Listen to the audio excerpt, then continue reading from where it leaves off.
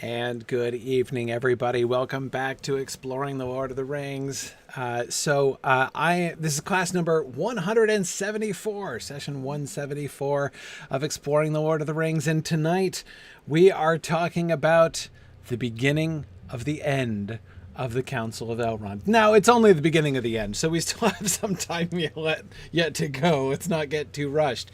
I only mean we're coming to the beginning of the final stretch in which they actually decide something, right? They actually get to the decision point. But still, it's still a really, really important transition. And I quite enjoy how Treebeard, I'm thinking about Treebeard because of Cook of Wootton Minor was just talking about Moot. I really like how Elrond handles the transition, as we'll see. But before we start, one announcement, just to I believe I mentioned it last week, and I want to mention it again. Moot is coming up and registration is open, so it is complete. If last time I've begun hinting, now it is totally official. Moot is happening. The 24th to the 27th of June this year is going to be Moot 8. The theme is the world ahead. We're thinking about the world to come and how the world to come, thinking about and projecting towards a future world is dealt with in literature and lots of other fun ways, of course, in which this is relevant these days. We wanted to be looking towards the future with hope for some reason here in 2021. So that's what our theme is. We've got some awesome speakers coming. Dr. Ebony Elizabeth Thomas, who is the author of The Dark Fantastic, really interesting book. And Carl Hostetter, of course, who is the editor of The Nature of Middle-earth, the big new Tolkien book that's coming out in June. So you can get to meet and talk to Dr. Hostetter like right within weeks of the release of the book. And Brenton Dickinson, one of our Signum faculty members, wonderful C.S. Lewis scholar, and he's going to come give a talk. I'm really excited about that. So anyway, Dr. Dickinson joins our esteemed panel of guests. I'm really excited about these guests. So these are going to be our primary speakers. We have our Moot store is open for folks who want to pre-order t-shirts and mugs and notebooks and stuff like that. Got some really fun design options there. And if you are thinking about, which I strongly recommend, thinking about presenting something at Moot, you can definitely do that. The information for that is down here beneath, as we continue on down here. Here's the email address to submit proposals to and some outlines for proposals, and registration link down here. So let me explain about registration and how that's going to work. Right now, so we're definitely planning to do the same thing we did last year as far as the digital options. So we have the two registration options. We have Mootcast and we have Moot Hub. Mootcast is the sort of asynchronous option. With a Mootcast registration, you get to access any and all of the talks, and you can do that in real time if you choose to.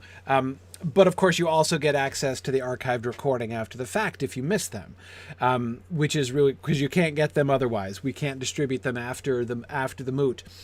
So if you want to be able to access those after the fact, Mootcast is what you should do. So Mootcast is best if you can't. If you don't have the opportunity really to commit the time between June 24th to 27th to really kind of join us in person and be part of the live crowd for the conference, Mootcast presents a really attractive sort of combination synchronous asynchronous option. You can get them asynchronously. You can drop in if you want to. If you can make time to drop in for one or two talks or whatever.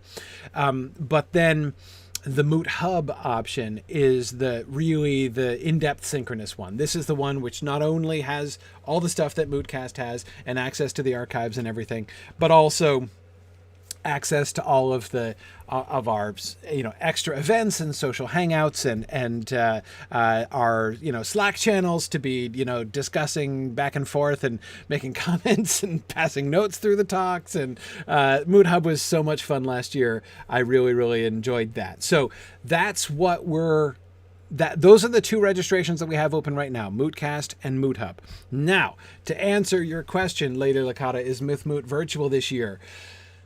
Definitely yes, but we are not yet ready to give up on the possibility of actually having an in-person thing. It might still happen. We're waiting on that. So here's what we're doing. We're going to make a final determination as to whether or not we're going to attempt any kind of in-person gathering in June. We're going to make that determination at the end of March. So, but one way or another, even if we do have an in-person component of the conference, we're still going to do Mootcast and Moot Hub as we are planning to do. So that's going to happen no matter what. It's just a question of whether or not we would be able, on top of that, to have some kind of in-person thing. If we do decide to do an in-person thing, then there will be, we'll reach out to the Moot Hub folks and to see if they want to upgrade. I'm sort of assuming that if you're just signing up for Mootcast, that means you can't really be there, so you're unlikely to be there in person either. But anyway, we'll definitely for Moot Hub people, we will have an option to upgrade. I think in our registration, we ask the question, if we were able to do this, would you be interested in that? And that'll, if you could fill that out, that would really help us to begin to kind of assess. That'll certainly be a factor, obviously, in whether or not we can go ahead and do that. So anyway, we're going to be, I'm one way or another, it's going to be a lot of fun. As I say, I'm not ready to, give up hope on any kind of in-person gathering, but we'll see what happens. But as I say, the determination will happen in March. But go ahead. There's no reason not to sign up now, because again, we'll be able to do an easy upgrade later on if we do that. So. Anyway, so as I said, the registration link, you can click the registration link right here, and that takes you to the registration page, and you go off from there. So then you can also register for path classes if you want. Same place. So cool. Anyway, so that's how it works. Really excited to have Mythmoot open. The Mythmoot anticipation season is coming now that we did TexMoot with our poor frozen Texas friends last weekend. I mean, I shouldn't laugh. I know it's seriously cold down there. It's seriously cold. It's just, it was ironic that we were having TexMoot in like the middle of that like freezing cold weekend. Especially ironic because, of course, very often, usually I'm down in Texas and quite enjoying a nice break from winter weather. But anyway, yes, Bjarnasonar, it was a lot of fun. So good to meet you, Bjarnasonar, at least virtually, at TexMoot. Get to put a face with a name. That was a lot of fun. Anyway. Yeah, JJ says between moots and virtual classes, sounds like Signum needs to get some cutting edge research into augmented reality. Hey, sure. Yeah, no, this is something I would definitely think about.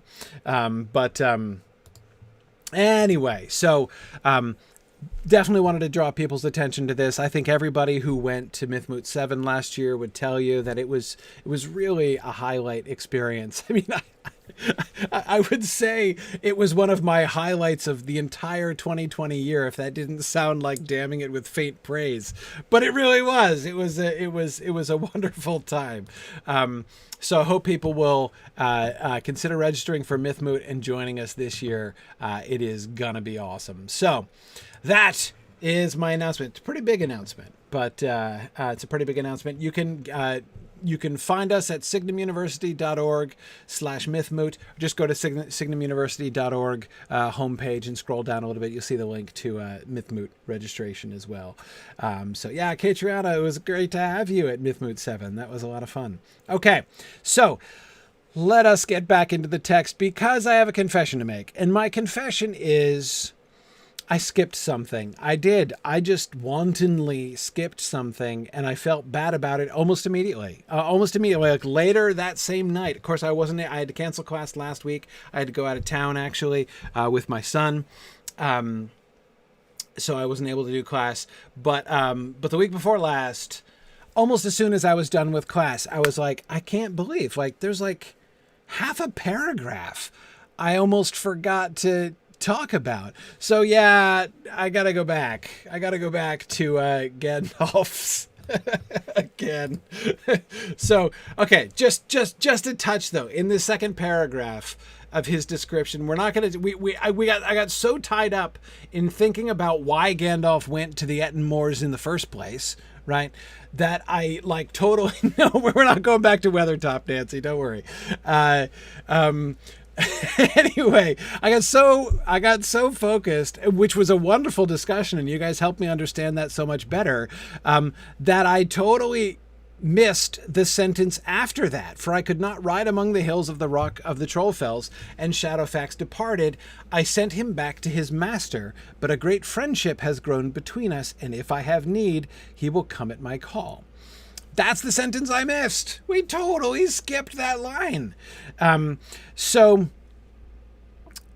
and to me, the most interesting thing about that line is the word master, actually, right? And this strikes me as a really interesting gesture on Gandalf's part, right?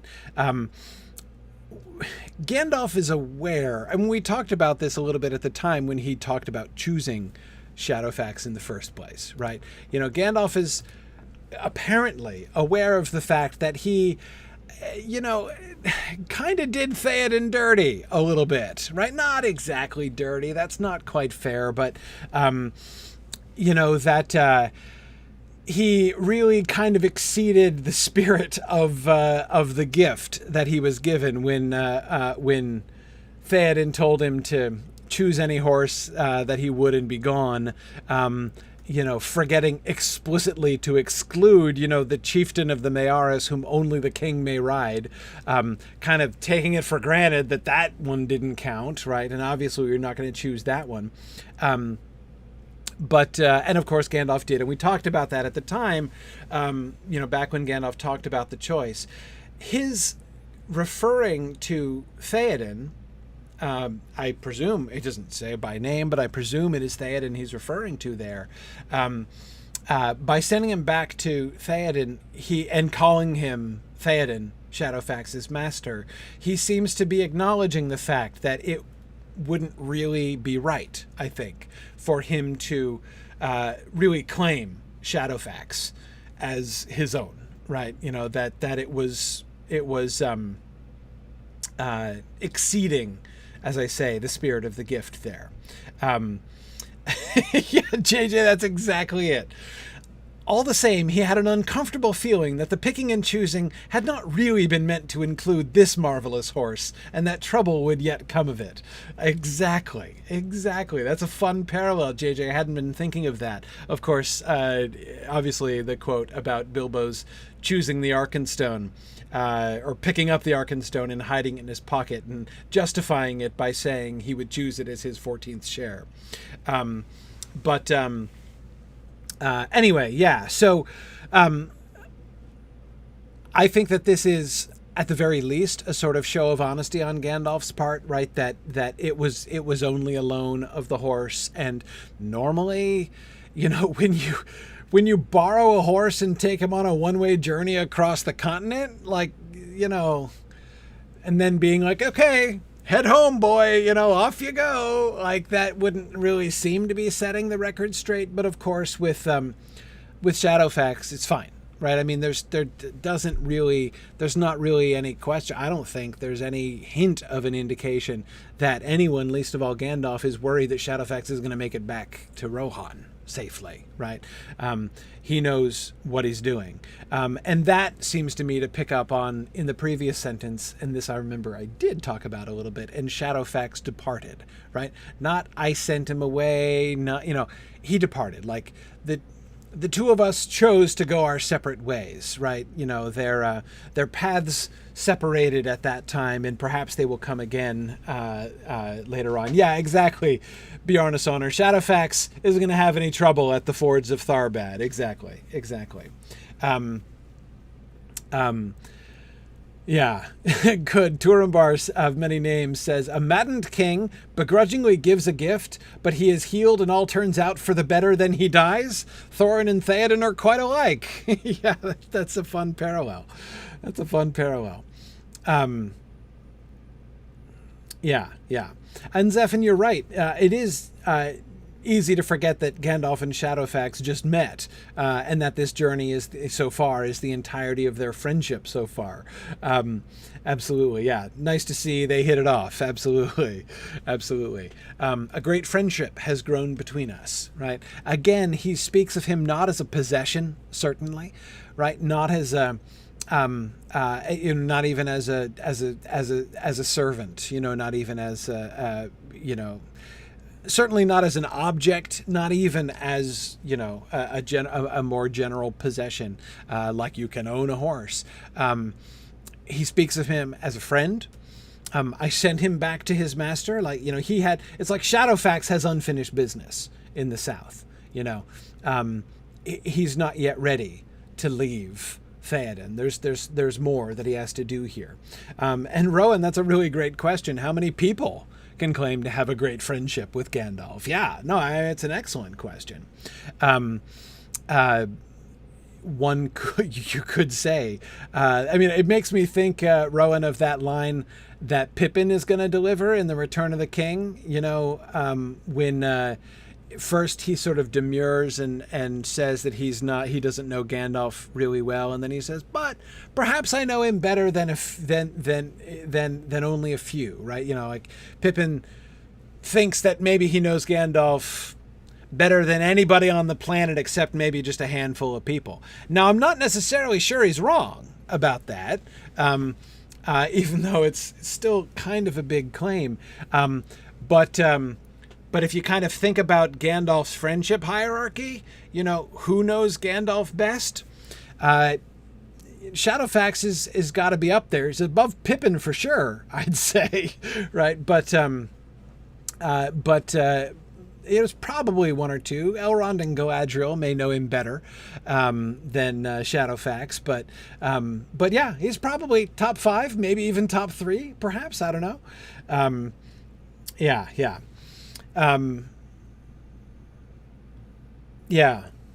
And Astro Gypsy, as you were just saying in the YouTube chat, I agree that Gandalf saw Shadowfax as an independent creature of free will, but one who had an obligation to Rohan, a companion whom he could petition for aid. Yeah, exactly. It would have been not just impolite to Theoden for him to try to keep Shadowfax based on the rash promise that Theoden made that he could choose any horse that he wanted and be gone.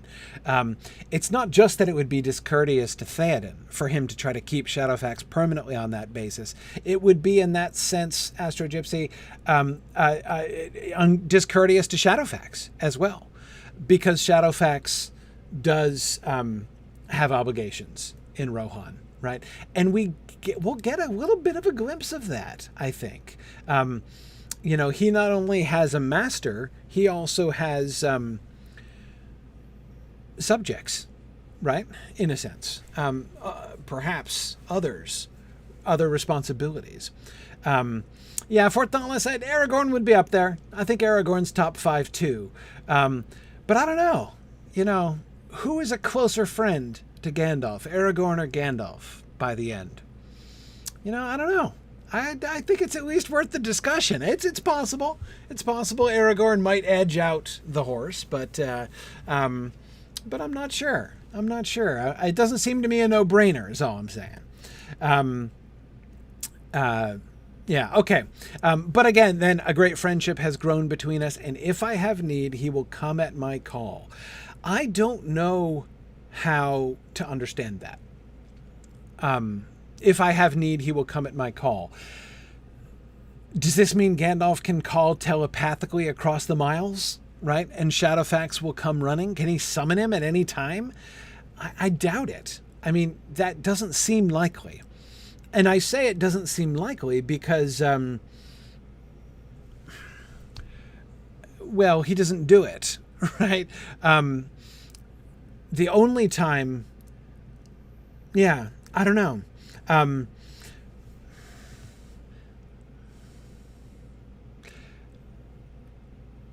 Yeah, well, say for Thoughtless, it's hard for me to know for sure. It's hard to judge what Gandalf the Grey thinks and means by what Gandalf the White does or is able to do. Because it's pretty clear that Gandalf 2.0 is a significant upgrade, over the old model. And what exactly that means, whether the relationship that we see with him, with Shadowfax, is merely finally the actual expression of what has existed the whole time, only just now being implemented, or whether this is a reflection of Gandalf's own increased power, that's really not really clear to me. But yeah, and I agree, Michael. It's hard to say. I mean, he traveling with the other 8 walkers, right? I mean, they'd have to change their name if they got horses, and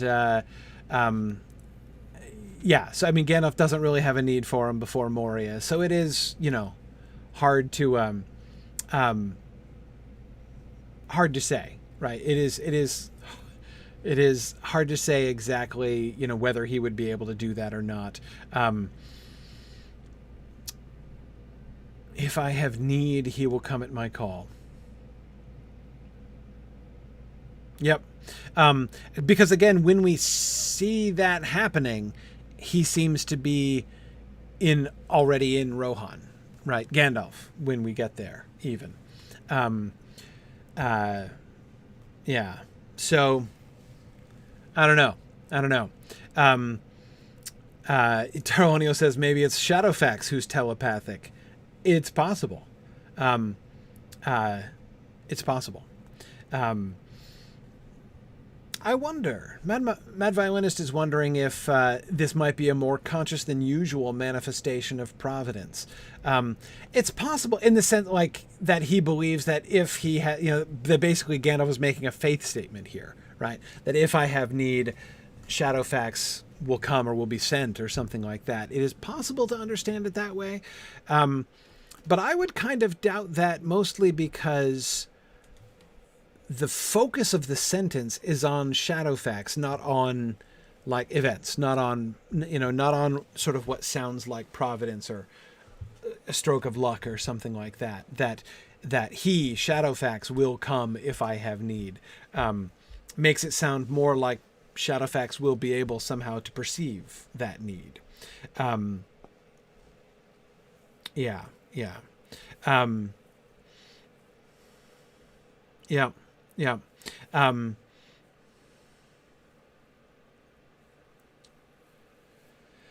It is possible, Calthiel, that Gandalf is not referring to, and I have to admit, I think this is how I always understood this line previously. Not that he was saying I could call for him across the continent and he would come, but rather, if I'm sending him back to Rohan, if I go back to Rohan and we meet again, he will come to me. Right? That it's basically as not as a general statement about our magical telepathic connection right now, but rather as a follow-up to the part immediately before. But a great friendship has grown between us, right?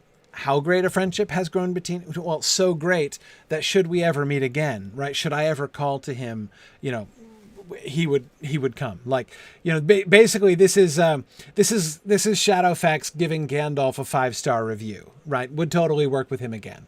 And Gandalf confidently expressing that. Yeah. I've seen a couple people wondering whether or not his master, unnamed master, might perhaps not be Theoden, but might actually be Mrs. Shadowfax. We don't know, of course. He could theoretically have another horse lord. I wouldn't think so. Shadowfax, I mean, if there's another boss horse, in Rohan who is Shadowfax's superior, it's a little hard to imagine. I don't know. It's possible. There could be, a higher horse lady. It's possible. But I'd be surprised. I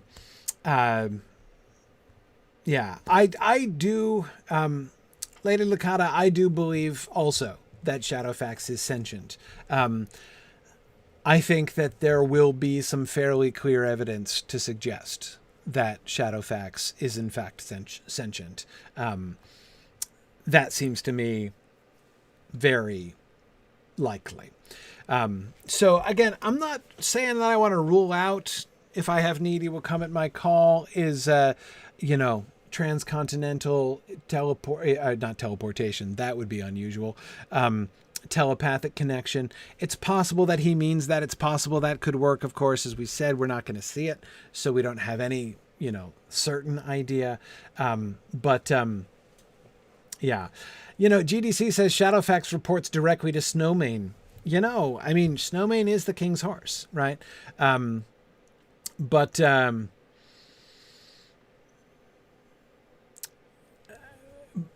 But Shadowfax is the Lord of the Mayaris. I mean, it seems fairly clear that Theoden's horse, though doubtless a wonderful horse, is subordinate to Shadowfax, I think.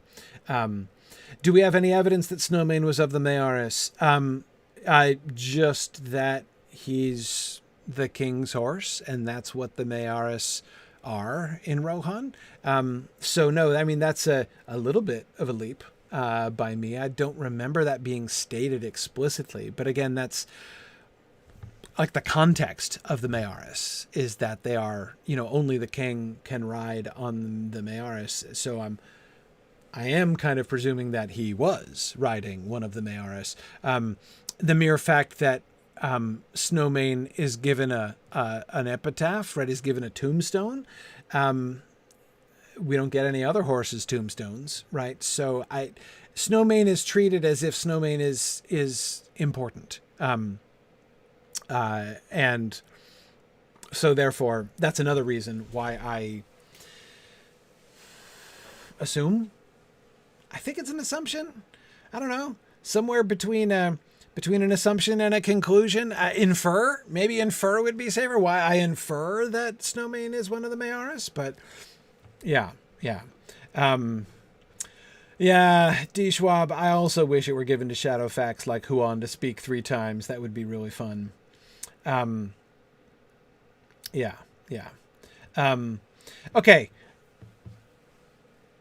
That's it. That's all I wanted to do. That's the sentence I missed. I feel better now. Back to the last slide that we were on last time, which we totally didn't finish either. So, okay. So, we talked about the first paragraph here about, him asking for forgiveness for the length of his account, and his making a big production of the fact that he had to give an account to the ring bearer of so strange an event, and it totally had to happen in front of all of the witnesses and take up the time of the entire council, obviously. So that was fine. So yeah, we talked about that. So I want to now come back to the transitional paragraph there, and then we can move forward into Elrond's transition. Okay. Well, the tale is now told from first to last. Here we all are, and here is the ring. But we have not yet come any nearer to our purpose. What shall we do with it? Okay. First thing. The word tale. Capital T. The tale, capital T, is now told from first to last. I don't think I ever in my life noticed that was a thing, right? I never really noticed. The tale is told from first to last. First means Elrond's background history, right? When he was talking about Numenor, its rise and its fall, and Gil-galad, and then the last alliance, and all that's the beginning, the first of the tale, right? And the last of the tale is the Fords of Bruinen, right? To this point. The entire history of the ring, Charmakan, exactly.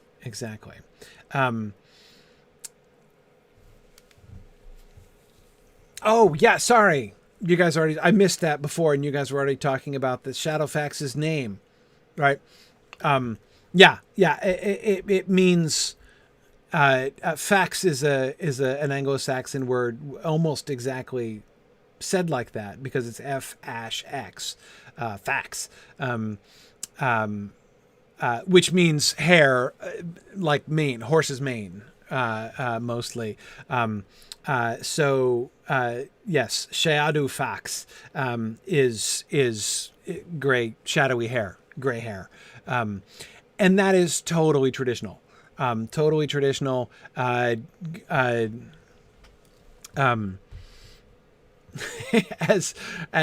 Richard Rowland said, Richard was running a one-shot, one-ring role-playing system, tabletop game that I was playing with him on Friday in the evening before Tex Moot. And as he was saying, we were all playing Rohirrim characters, and he said, all good Anglo-Saxons name their horses based on their favorite colors. Or perhaps they name their colors after their favorite horses. It's a little unclear which direction that goes. But anyway, yeah. So Shadowfax is gray. Shadowfax is not a white horse, right? And you almost always see Gandalf, the White Rider, depicted as riding on a white horse, right? Shadowfax almost always gets depicted as a white horse. He's not a white horse. He's a gray horse. Looks silvery, right? Or can be like a shade. But he's a gray horse. You can tell on account of how his name means gray horse. But it's magic gray. Absolutely. And I'm sure it's I'm sure that it's got, the silvery might look whitish under certain circumstances, no question. Anyhow. So yes, thank you guys. I'd forgotten to address that. Thanks for that, guys. Okay. So what was I talking? Oh yeah, tail, capital T. I can't help but think forward, but remember forward, as I've often said, to Sam and Frodo's discussion about the great tales, right? It might not have occurred to Sam that they're in one of the great tales, right? And that it keeps going on and they're in it. Although Gandalf is not saying explicitly that this is the same tale that Beren and Luthien are in, which is the insight that Sam has at that moment, Gandalf is quite clear that they are part of a great tale, a capital T tale, right? You have heard the entire story, and this is a capital letter story, right? This is a big thing. He is really, I think, drawing attention to the enormity of this moment, right? The tale is now told from first to last. You now understand everything that has built up to this. You are part of the same story that began back in the Second Age, right? The story that of which the downfall of legendary Numenor, the rise and decline, Boromir, of the Gondorian and Arnorian kingdoms, all of that stuff is just, those are just chapters in the great tale which has led up to this moment. And now we come to this pivotal moment in that great tale when we, among ourselves, decide how is that tale going to end, or at least what ending are we going to shoot for here. It's a pretty big thing to be putting. I mean, he's building this up, I think, quite a bit. And I agree, from first to last implies that one story or chapter is ending and a new one is beginning. Yeah. I agree. I mean, I do think that it's, I don't think he's suggesting like, okay, we're done with that and now it's time for a completely new thing, right? I mean, it's, this is the final chapter, right? The final chapter of this great tale, I think. Yeah, Kit says no pressure. Well, that's exactly it, right? Yeah, that's what Lady Lakata was thinking, that it implies that this next chapter is the last chapter. Yeah, I think it does. Absolutely. And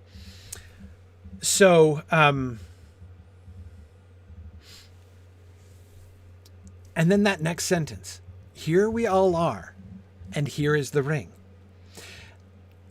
I find that sentence a really fascinating sentence.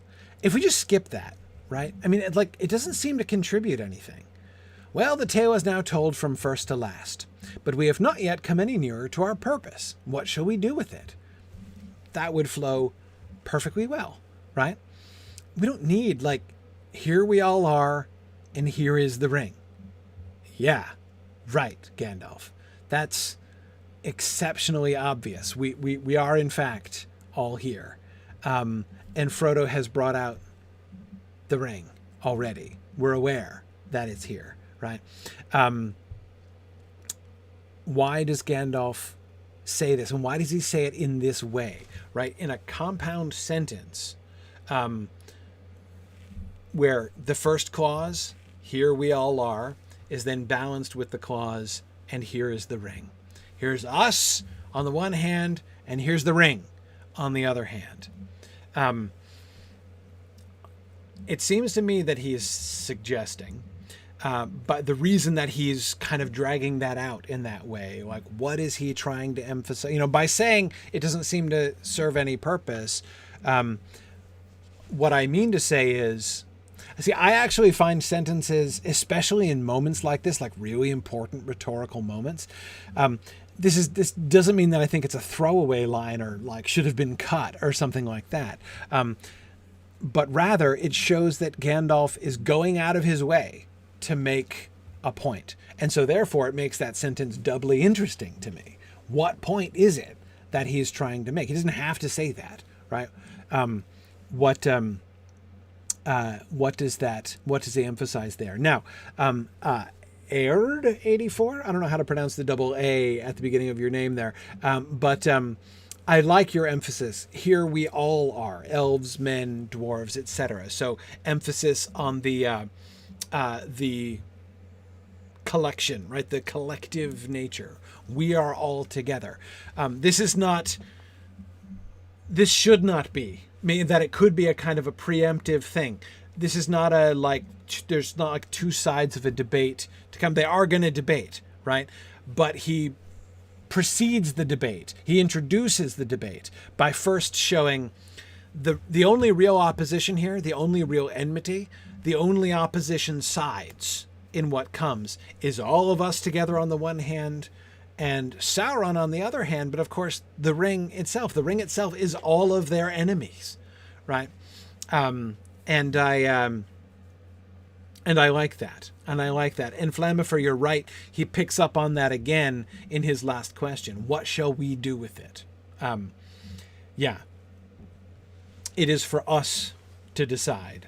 Yes, the consistent plural through there. Here we all are, but we have not yet come any nearer to our purpose. What shall we do with it? Throughout, he is emphasizing they are all in this together. They all have a purpose. They have one purpose. They have to decide what they together shall do. And he begins by here we all are.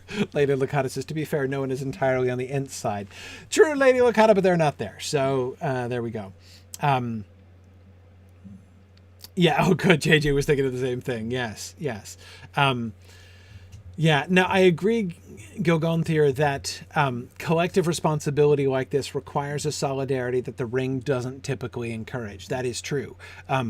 Gandalf is, whether he knows it or not, and I suspect that he does know it, or at least suspects it, he is, in speaking this way, acting directly in opposition to the action of the ring itself, to the tendencies of the ring itself, right? Which we've already seen is to separate, right? Remember how Frodo kept having the, I can, leave my friends behind and go off on my own, whether it's leaving the House of Tom Bombadil on his own, and who knows what the plan was there, or him abandoning his friends in the Barrow. We've seen that tendency a couple times, right? So perhaps Gandalf is not only sort of speaking against and working against any kind of, political or ideological divisions that might emerge during the open debate portion of the council, but also speaking against the actual, the sort of spiritual influence of the ring itself. That seems to me very possible. Yeah.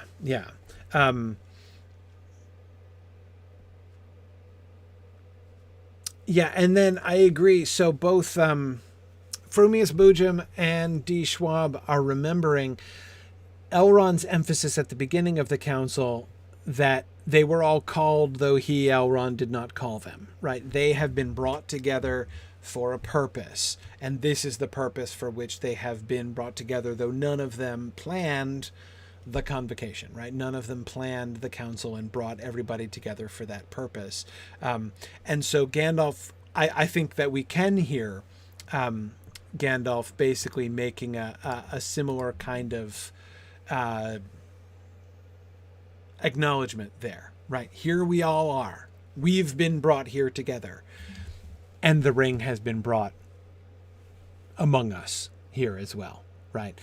So you could see, in that sense, this statement as basically the follow-up to Elrond's declaration of the providential nature of the gathering in the first place, right? He just kind of hints at the fact that they've been brought together for some purpose, but he doesn't give any hints yet as to exactly what that purpose is. Now, Gandalf is ready to lay that on the table, so to speak. Here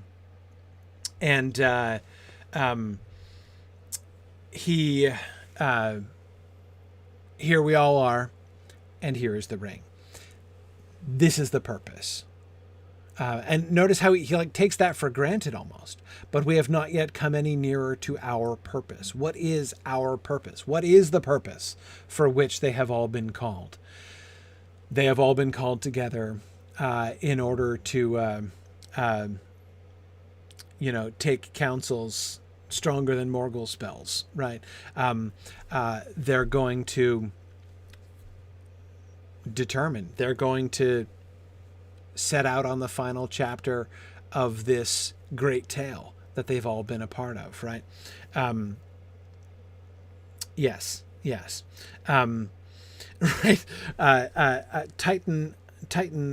Titanamaki. I keep forgetting how to pronounce it. I figured it out before. Titanamaki. That's what I was going to... Yeah, that was it. Titanamaki says, I would dispute that they've come no nearer to their purpose. Well, they've not come nearer to an explicit decision, right? In fact, they haven't even had the question put on the table yet, so to speak, right? What shall we do with it? Might perhaps have been a question implicitly building in the room ever since it was revealed that the ring was there. But keep in mind, it does not strike me. It doesn't strike me. I like that metaphor. Valori says they've found a parking spot near the purpose, but they've not gotten there yet. But anyway, I was going to say that we've not, yet come any nearer to our purpose. It's not a given that the purpose of the council is to make this decision, right? I don't think it's a given. Might it not? If you were, say, Legolas, right? Imagine you're Legolas. You've just arrived, right? You've just arrived. You've been invited to this council. You didn't come here for a council, right? You came as a messenger.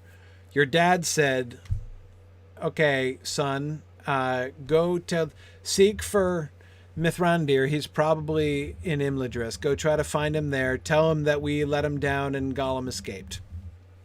Right? So he goes and he arrives and they're like, oh yeah, why don't you come to this all-day council? We're not serving lunch, right? And he goes, right? And he now is hearing all these things. Like, if you're Legolas, do you assume it's going to be up to you? Do you assume you have a vote? That, like, when you showed up to deliver your father's slightly embarrassing message to Gandalf, that you're gonna get a vote to determine the fate of the world? Like, that's not what you signed up for, right? You had no idea that was coming. In fact, you might possibly begin to think that maybe this decision is better off being made by, the wise. That's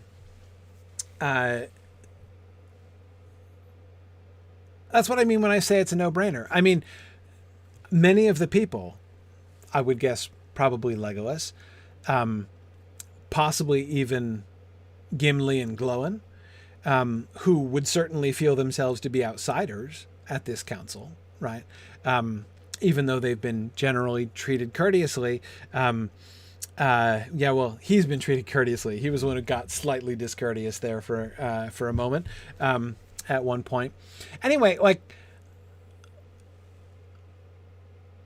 if anything, you might have been suspecting, if you were one of these sort of, not one of the people setting the agenda, right? But even Galdor of the Havens, perhaps, right?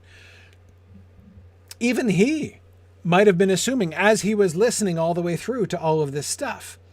Remember, he speaks of the wise as if he's not one of them, right? Galdor does. So even Galdor might be assuming that what's coming next is a briefing, not a debate, right? Like, it's so Gandalf and Elrond are going to tell us the plan, right? About what happens next. Right? That's going to be probably what happens next. Except that's not what happens, right? Gandalf is here, and this is the moment when I think he's making it clear. And it might be a bit of a surprise, I think, to some of the other people in the council. We're now going to openly debate this. We're going to discuss this now.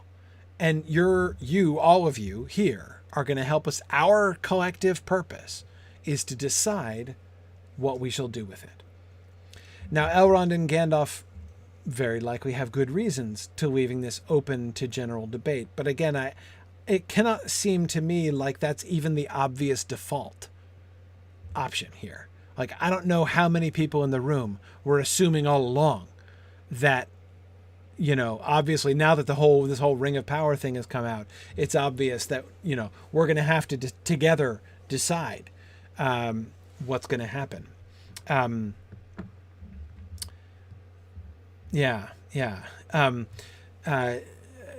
Divine Saru says, I'm always a little stuck under the consideration of the efficacy of providence. I don't necessarily adopt a sense of fatalism about the events of the world, but to what extent can one act in opposition to the guiding force of providence? When does providence stop steering you back onto the course of destiny? Well, yeah, so to what extent can one act in opposition to the guiding force of providence? I'm so tempted to say ask Turin Turambar, but I mean, it is possible to try to do that now. Turin Turambar was trying to act against Morgoth's curse, not against providence. I know, but it's a similar kind of effect for him, certainly. So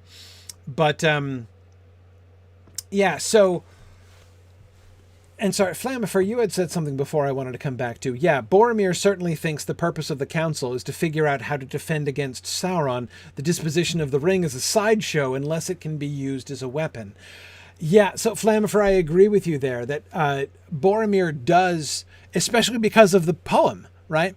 The poem instructed him to believe that there will be councils, taken, right? That big stuff was going to happen at Imladris, and it was going to be really important, and even important perhaps for opposing Minas Morgul, which seems like a good idea. Stronger than Morgul spells, I'm thinking. So, okay, great. The Morgul spells were giving them some serious trouble on the battlefield before he left. Nobody could stand, before the Dark Riders. So yeah, let's get some of those councils that are stronger than Morgul spells. That sounds like a great idea. So I could imagine Flammifer him thinking that the outcome of this council was going to be secrets revealed, right? Like, Elrond was going to give him some kind of, I don't know what, some sorcery or something, some talisman perhaps that could defend against the spells of Morgul. I'm just brainstorming here what kinds of things that that Boromir might have been imagining, right?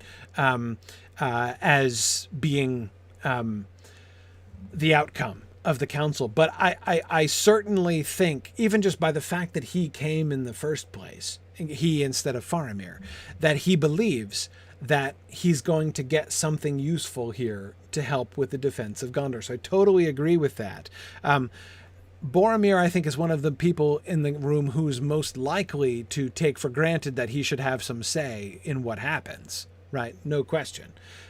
He's the overgeneral of the armies of Gondor. So yeah, and that's the battlefield in question, right? That's where things are actually being decided. So obviously he should have a say. I don't think that would be a surprise to Boromir at all. However, I agree with you that the disposition of the ring, unless it have an impact on the battle, a direct impact on, the defense of Gondor, it might seem like a kind of sideshow. Yeah. Anyway. Yeah. Now, Johannes, I agree that a lot of the members of the council are lords or royalty. Would they be used to get a say? Well, let me ask you this. Did they get a say as to the disposition of the 3 elvish rings of power? Anybody consult them on that question? Right? Now you could say, well, they aren't elves. Were any of the elves here consulted? Did anybody ask Galdor? Right? Did anybody ask Glorfindel what to do about the 3 elvish rings? I doubt it. Again, I'm just saying they are all people of significance, and they would certainly be used to, making decisions and being consulted, but not necessarily about something like this. Again, like that the wise would step forward and lay it out for them what the plan was. It seems to me might very likely be something that is a very likely outcome at the very least. Yeah. Anyway, I totally agree with you, Fourth Dauntless. If you wanna know what it's like to try to act in defiance of providence and destiny, ask Melkor or Sauron. Yes, they would certainly be the experts on that. Absolutely. Yes, all ring questions are above almost everyone's security clearance. Yes, they are. And Green Great Dragon, I too doubt that Círdan held a council to approve giving his ring to Gandalf. Galdor is from the Havens. Galdor is no question. I have no doubt that Galdor is a close counselor and very long, possibly extremely long-term friend and working partner of Círdan the Shipwright. Galdor, for all I know, has been at the Havens, for 10 millennia working with Círdan the Shipwright. But that doesn't necessarily convince me that Círdan consulted him or even informed him after the fact when he gave his ring to Gandalf. So absolutely. Okay, cool. Here we all are, and here is the ring. The other thing I was going to say about that, the way that that sentence is constructed, is just basically to emphasize the other half of the observation that we were making before. Yes, it definitely does emphasize that all of them are joined together. You know, we've talked about the importance of the we and the us in this sentence and in this whole paragraph, but the opposition as well, right? The implication: we are all here, and here is the ring. Notice he's not connecting the ring with them. He does not say, we are all here and we have the ring. Doesn't say that, right? He distances the ring from them. The only connection between them and the ring is that they and the ring are all in the same physical location, right? And therefore, we have to decide what we shall do with it. We're certainly not going to let it do anything to us. And we don't, again, they don't have it. They don't own it. They don't deserve it, right? They don't, he distances it from them. But he also seems to me to suggest or imply that the ring itself, if they are all together on one side, the ring is against them, right? The ring is a hostile force. It is their enemy.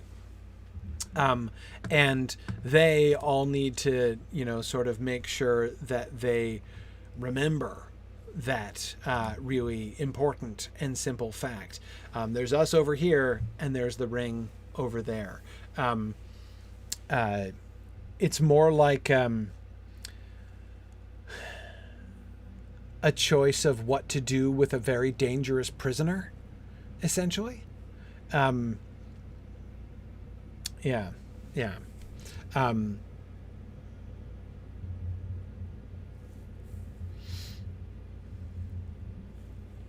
Yeah. Okay.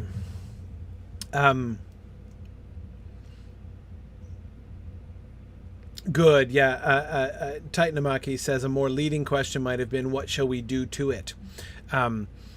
Yes. He does leave that open. He does not, I don't think, I mean, he has set it up in this particular way, right? He has suggested this kind of almost adversarial relationship between all of them on the one hand and the ring on the other hand.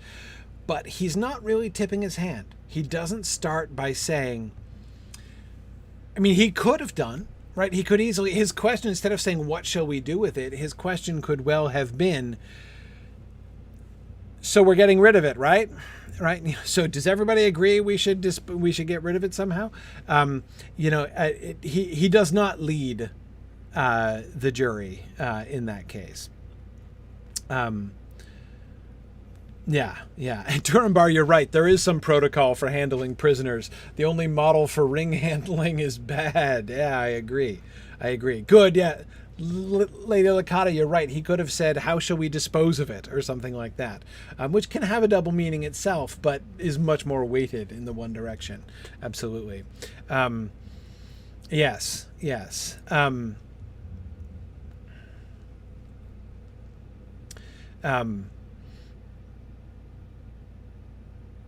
that's interesting. Valoria's wondering if it might be a preliminary test in that case to see if it's already trying to assert its influence.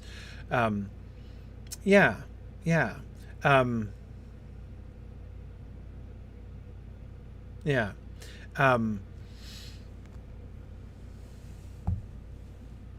Okay. Right. Yeah. Nancy says it's a great opportunity to spot the people who want the ring to speak up. Yeah. By leaving it open. Is Gandalf testing the people who are there? Is he pulling a little, sort of minor league Galadriel on the lot of them by posing the question in this way? I think that might be so. I mean, look, I have no doubt at all in my mind that both Gandalf and Elrond knew what the desired outcome of this council is, right? They have an ending that they're shooting for. We know this because Gandalf tells it to Frodo in his parlor in Bag End, right? When Frodo's asking what's to be done and you know, how do you get rid of the ring? You know, Gandalf's like, here's what you need to do. What you need to do is take it to the, you know, the cracks of doom and throw it in the fire. We know that's already on Gandalf's mind. And I think that both of them are already pretty clear. So why do they leave it open to general debate? It's possible that they are genuinely seeking wisdom, that they are seeking confirmation, that what they think should be done is in fact the right thing to do. I don't rule that out at all. But I do agree that by, as you know, a couple of you were suggesting there, by leaving it open, he does, I don't think he's laying traps for people. I don't think he's trying to just sort of screen people, you know, exactly in that way. But it does help to reveal things, right?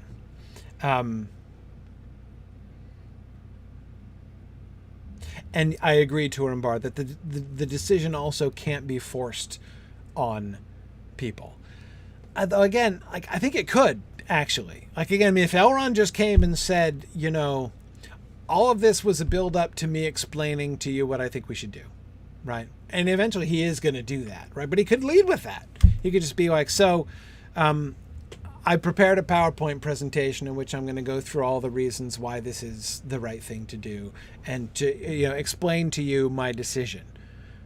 Again, no needn't be any presumption on a vote apart from the fact that Providence seems to have called them all together for that purpose. But I agree, Johannes. I think that they do want them to reach that conclusion for themselves. I think that they do want them all to see that. And one of the reasons is that we and us that we were talking about, right? It's important for them all to be in this together. It's important for them, especially representing as they do most of the free peoples, for them all to be together. You know, this tale, which goes back before and through the last alliance, that they're continuing, or they're still in the tale of the last alliance. And this council is like the really last alliance, right? It's not a last alliance in the same way as the old one, but this council itself is in a sense recapitulating that, not by their own choice, right? And Elrond can sort of see that coming. Yeah.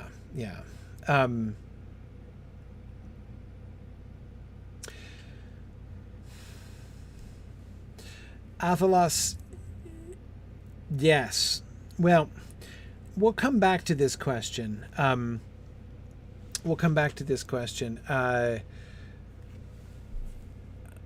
Athalas is thinking about Gandalf perhaps kind of nudging Frodo along to get him to volunteer to take the ring. He's certainly not going to force it upon Frodo, but I think that Gandalf already sees.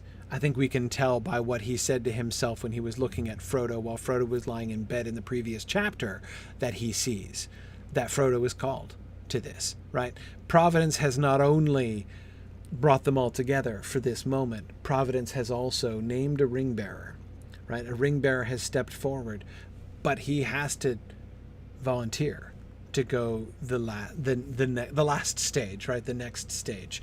He's got to take that on himself or it won't work.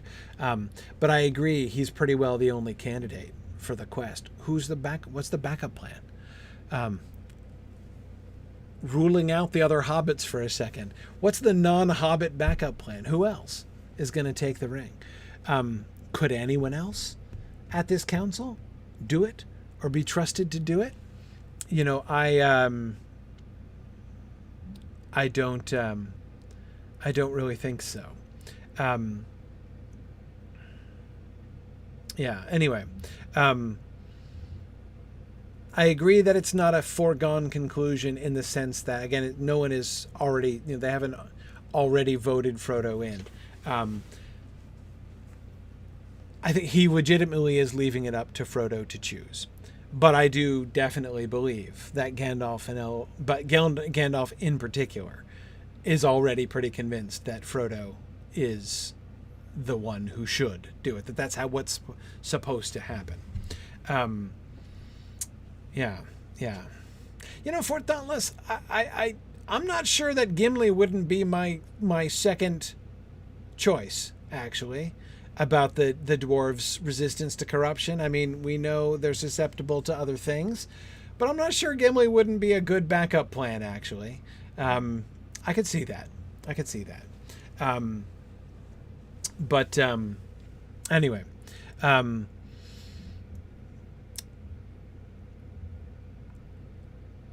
What shall we do with it? Hey, let's look at the transition. This is grievous news concerning Saruman, he said. For we trusted him, and he is deep in all our counsels.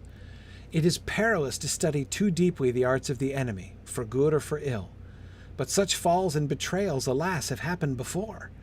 Of the tales that we have heard this day, the tale of Frodo was most strange to me. I have known few hobbits, save Bilbo here, and it seems to me that he is perhaps not so alone and singular as I had thought him. The world has changed much since I last was on the westward roads. The Barrow-wights we know by many names, and of the old forest many tales have been told. All that now remains is but an outlier of its northern march. Time was when a squirrel could go from tree to tree from what is now the Shire to Dunland west of Isengard. In those lands I journeyed once, and many things wild and strange I knew. But I had forgotten Bombadil, if indeed this is still the same that walked the woods and hills long ago, and even then was older than the old. That was not then his name. Eärwain Benadar we called him, oldest and fatherless. But many another name he has since been given by other folk, Forn by the dwarves, Orald by northern men, and other names beside. He is a strange creature, but maybe I should have summoned him to our council.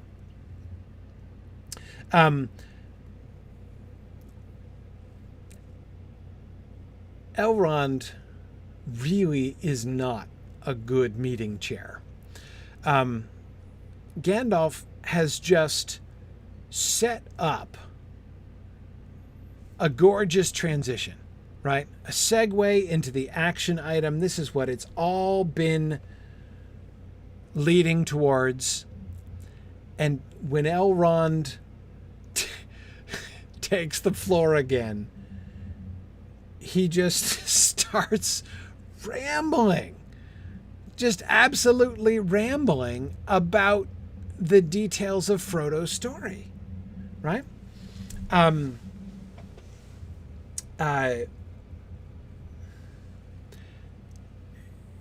This might be actually the most, to me, kind of shocking moment of the council in some ways.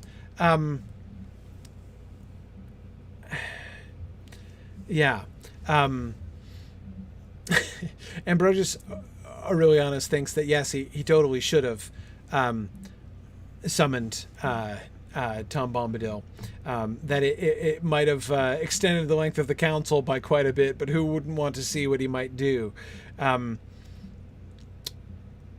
Yeah,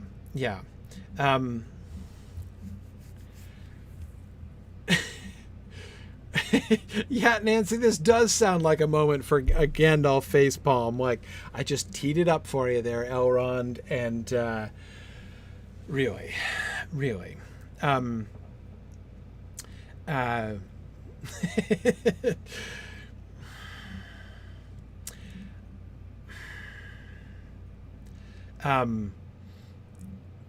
So I don't know what he's doing. I would like to believe, and I would like to become convinced that this is all very strategic on Elrond's part. That although it may seem like a complete non sequitur and an absolute deflation of the moment that Gandalf's just set up, I'd like to believe it's none of those things. But it really sounds like it, doesn't it?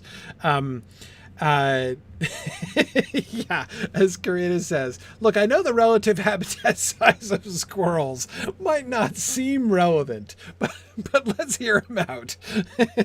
I agree. Let's see. Yeah. I agree, Tarlonio. It's Elrond's house. You know, he can ramble as much as he likes. You know, his house, his rules. Now, D. Schwab thinks that he's engaging in strategic, foolish inefficiency. Possibly. Very, very possibly. I would like to believe that. So, all right. So let's go back through it. This is grievous news concerning Saruman. Okay, so here's my plan A, right? Tormbar is thinking he might just be giving everybody time to think about the bomb Gandalf just dropped. Yeah, is his rambling about how the continent used to look several thousand years ago better than silence for people to be thinking? Like, seriously, like Elrond, half-elven, you know, greatest of lore masters, is going to be like, I'm just going to talk for a while, assuming nobody actually cares about anything that I say, just to give you time to think. Again, I'm not saying, you know, he might not want to diffuse things a little bit, maybe, but again, I think that Gandalf set those things up for a reason. Anyway, so here's my first approach. Let's go through and just outline the beginning of his response here. Okay. Let's outline it. He addresses the significance of Saruman's betrayal. We trusted him and he was deep in our counsels. Little commentary, you know, little take home message, little personal application for the fall of Saruman. Okay.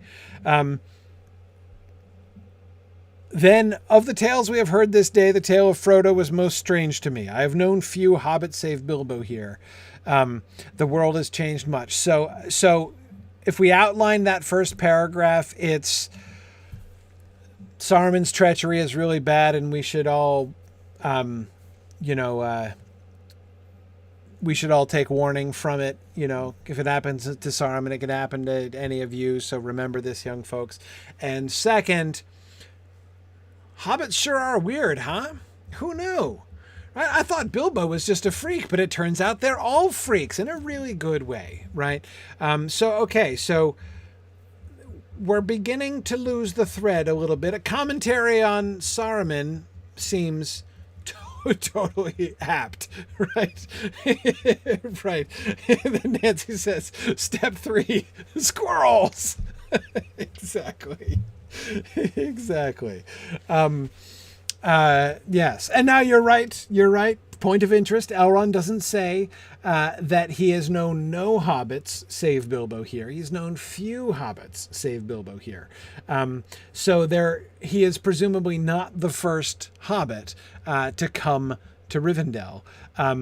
Though I wonder, he might be the first to come to Rivendell because, having implied, Fourth Dauntless, that he has met other hobbits prior to Bilbo, he then says the world has changed much since I was last on the westward road. So I think that Elrond might have gone to the Shire previously at some point. I'm sure he knows Farmer Maggot. Everybody knows Farmer Maggot, right?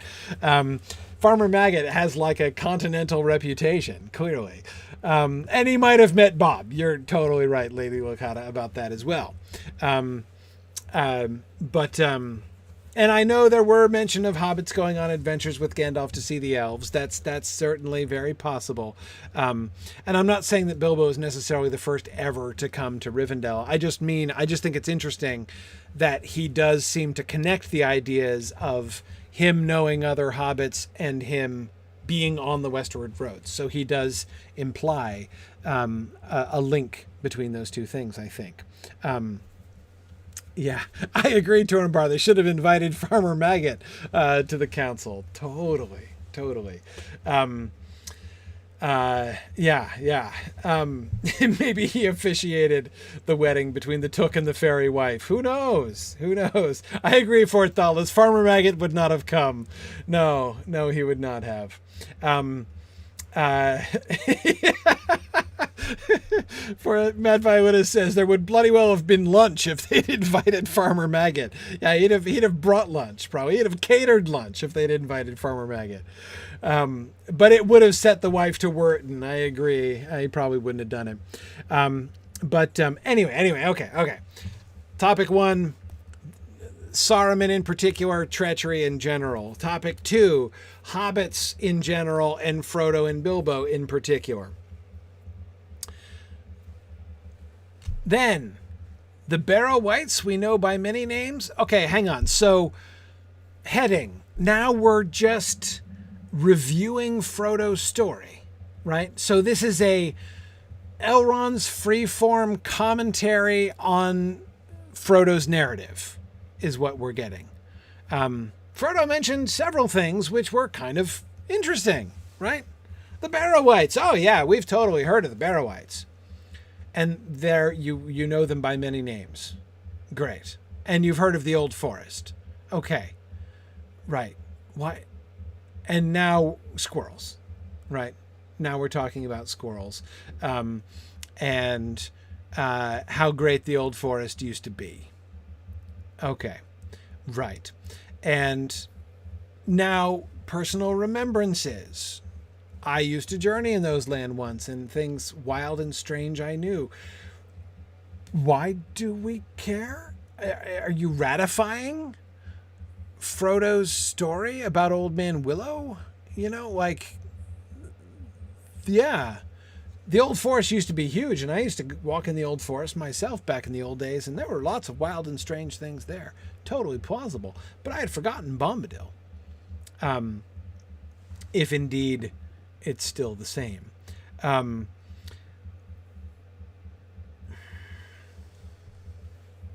Okay, Matt, that's at least a thread, right? One place just already says, you know, we got the geographical connection he's drawing between the Shire and Dunland west of Isengard. We are kind of circling back to the Isengard issue, right?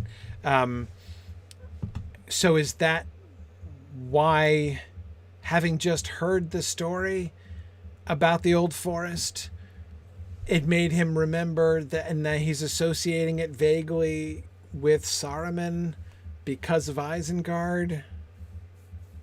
Still pretty stream of consciousness. I mean, there's a kind of thread there, but it's certainly not a good thread, really. Yeah. Eru, I agree. At least he waited for a pause rather than interrupting earlier. Right? It could have been worse in that way. He could have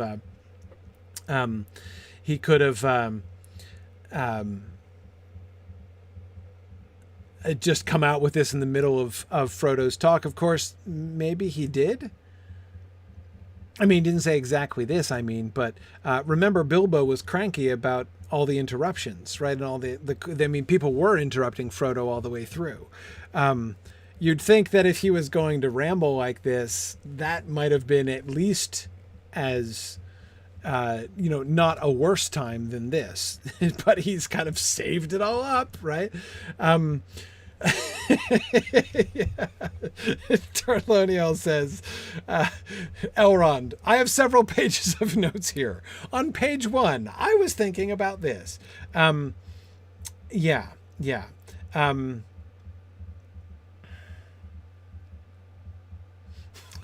Mudmore, I doubt he's implying that they should get a squirrel to carry the ring. Though that sounds like, it sounds very a very Narnian sort of suggestion. And now you're right, Brian. I agree with you that through all of this, he does lend credence to Frodo's tale. Yeah. I agree. He is kind of backing Frodo up all the way through. Again, I think that if anyone... So, honestly, that's the best I've come up with so far, that anybody has suggested so far, as to, like, what the function of this digression is, right? If it serves any actual positive purpose, it would be to reinforce, like, if anybody doubts Frodo, if anyone is wondering whether or not, you know, this hobbit's tale of his journey from the Shire is legit or believable, that this is Elrond basically saying, oh yeah, no, I totally buy it. Barrow-wights, yep, no, of course, absolutely, that's a given, right? And Old Forest, yep, Tom Bombadil, yeah, strange dude, met him long time back, right? Didn't know he's still around. That's fun. I mean, yeah, sure, like it does endorse Frodo in that sense. Yeah.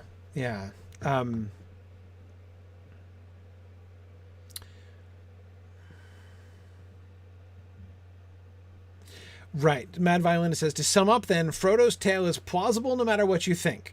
Hobbits are singular, so when we give the fate of the ring into their hands, it won't seem quite so ridiculous as it might. Hobbits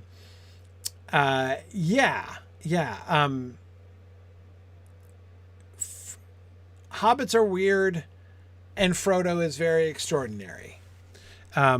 So certainly the transition, and now again, if we, and by the way, squirrels, yes. That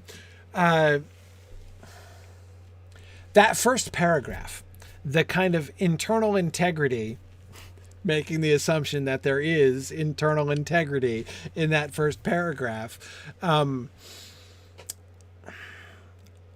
It is an interesting transition, right?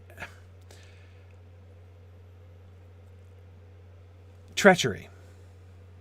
This is grievous news concerning Saruman. We trusted him, and he is deep in all our counsels. It is perilous to study too deeply the arts of the enemy, for good or for ill, but such falls and betrayals, alas, have happened before, right?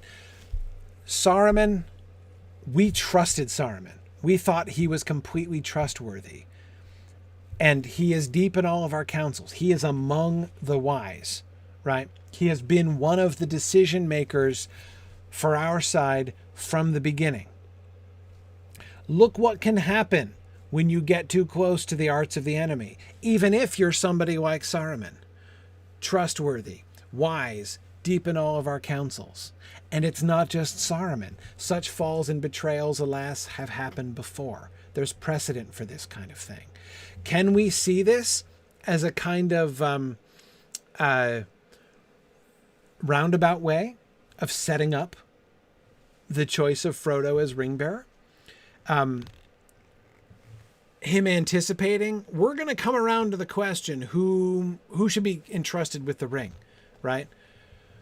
So let's just remember the Saruman news and the significance of the Saruman news. Just because someone is very wise and extremely trustworthy, deep in all of our counsels, part of our decision-making for centuries and centuries, right? Multiple millennia at this point, right?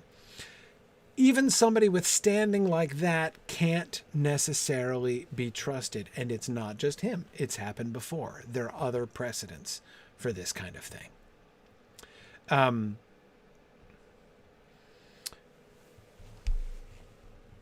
Segue. Hobbits. Yeah, hobbits are interesting, though. I've always thought that Bilbo was very singular. But Frodo seems to be even more singular than Bilbo. Frodo is just as impressive to me than Bilbo. Yeah. Now, Fort Thales, he doesn't go so far as to say explicitly that such people as Saruman are particularly vulnerable, but yeah, it's certainly the Saruman precedent establishes the fact that no degree of power, no amount of wisdom, no extent of trust is necessarily sufficient. It doesn't matter who you are. Glorfindel, Elrond, Gandalf, none of them. If Saruman is not, above temptation, if he's going to fall in this way, any of them could fall. And so that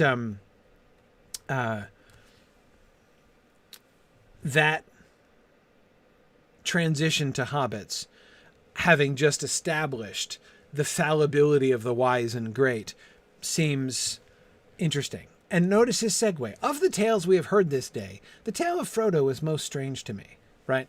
Looking back on all of the things that we've heard, so I've just emphasized the Saruman point, right?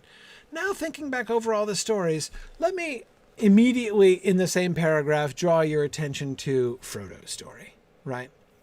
And think about the strangeness of Frodo's story, not just the strangeness of the events described in it, but the strangeness of the fact that a hobbit is telling this story, that a hobbit has done these things, that these things have happened with a hobbit.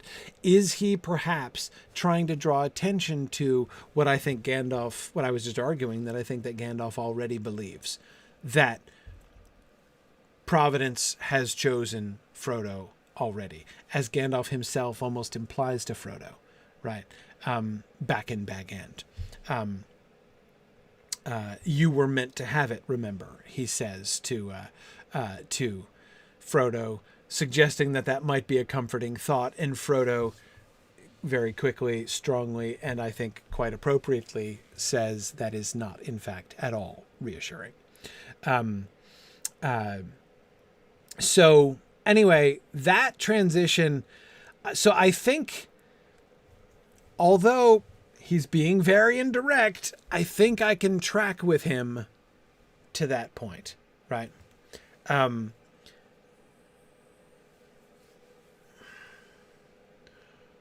trying to bring the squirrels into this conversation. And I don't know what to do about the squirrels. Yeah.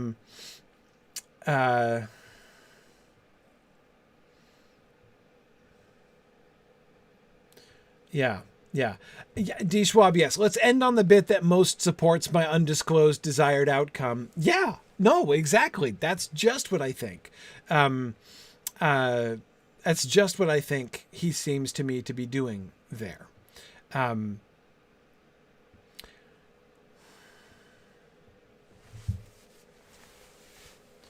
yes, you're right, Lady Lakata. Saruman's betrayal is not strange. It's happened before. It's grievous, but it's not strange. On the one hand, we have this grievous but established pattern, the great fall, right? The wise become wise in their own eyes, and the powerful seek more power. That's known. But of the tales we have heard this day, the tale of Frodo was most strange to me, right? Here's the weird thing. Can I draw everybody's attention to the one thing here that really seems most noteworthy, right? And that's Frodo over there. And not just Frodo personally, but what has been happening to him. It's almost like he's also saying, look at the pattern. Look at the pattern, right? Look at what the fact that the ring came to him the way that it did. We've already talked about that with part of the capital T tale, right? Was the ring happening to be found by Bilbo and then being passed on to Frodo. And Frodo is meant to have it, right? They didn't use that phrase here, but, he would seem to be pointing to something kind of similar there. But then also remember his story. Look at everything and how it happened. Look at how Providence seems to have been working for him all along. Right? Look at how, we were talking about Gandalf's emphasis that Providence has been on their side. They do have reason for encouragement here, right? So, okay, I see that.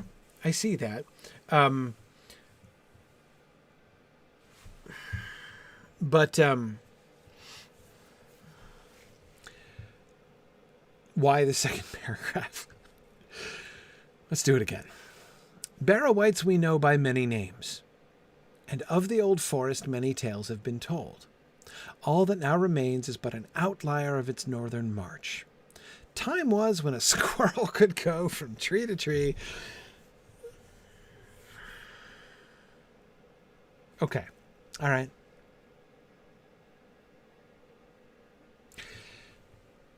Let's see. Now, what's he doing?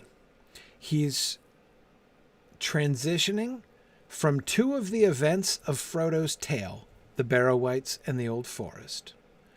And he is connecting them with his historical experience.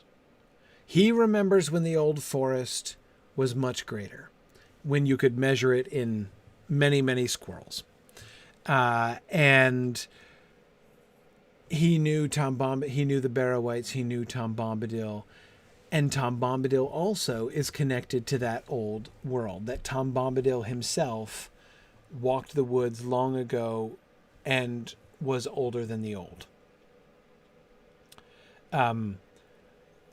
Is the effect to point out then that and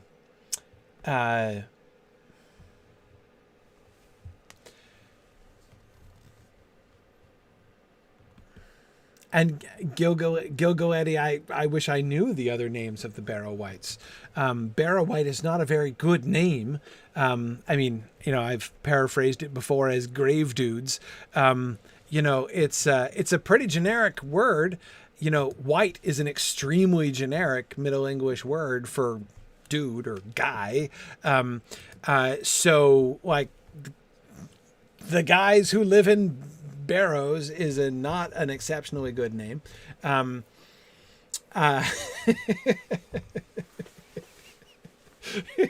Sorry, I like Dolores Stroke's comment. Time was when a fox could get some peace and quiet and take a nap under his favorite Gorham tree. Yeah, exactly. Right. Those days are over. Yeah.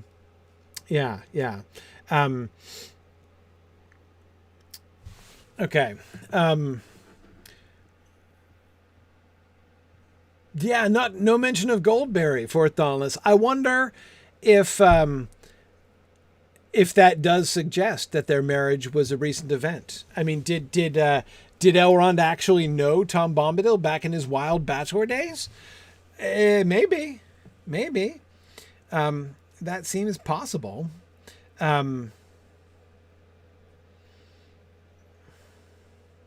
Yeah. Yeah,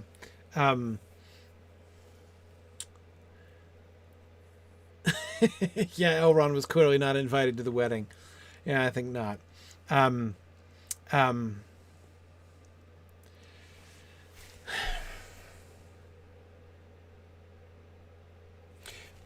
What I was getting at, though. Yes, on the one hand, as we've discussed, he's kind of endorsing Frodo's story. Right. Like, yeah, all those things that he described, totally legit. I can vouch for that.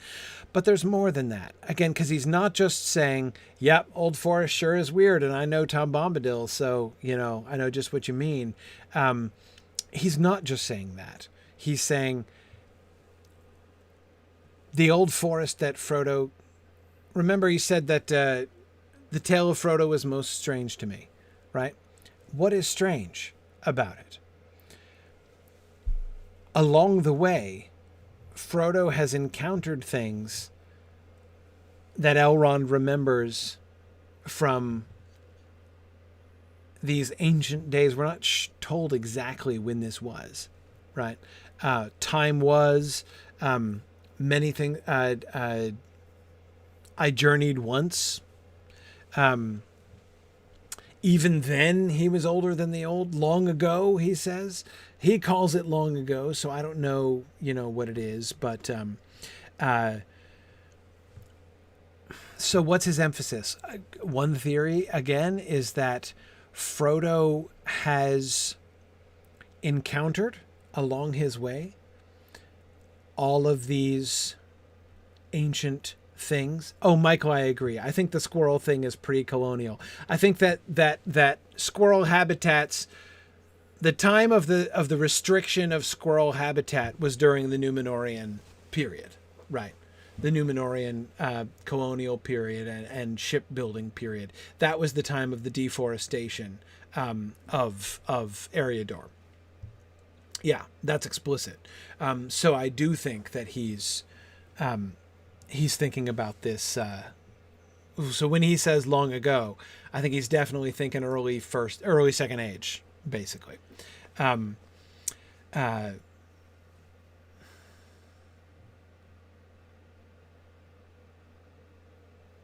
So,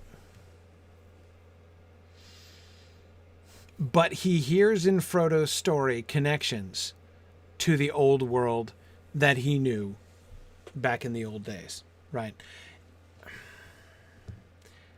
I think it would be I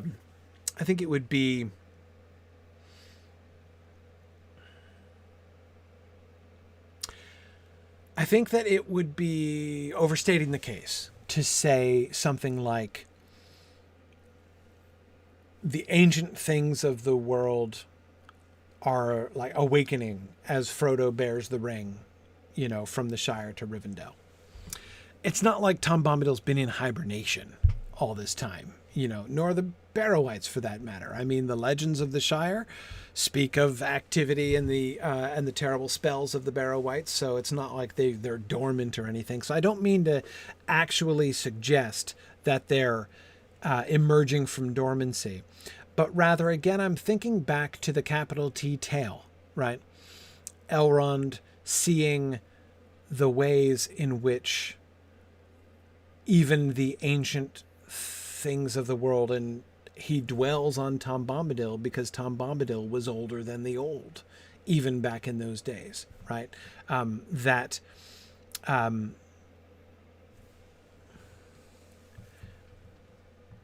All of these things have been connected to, tied in with, or again, to look at it, it's not like Frodo's done it, right? It's not like Frodo's woken them all up, but that Providence has led Frodo down this sort of Elrond's own memory lane, right, of Eriador. It is like the ancient Eriador that Frodo has encountered on his way through.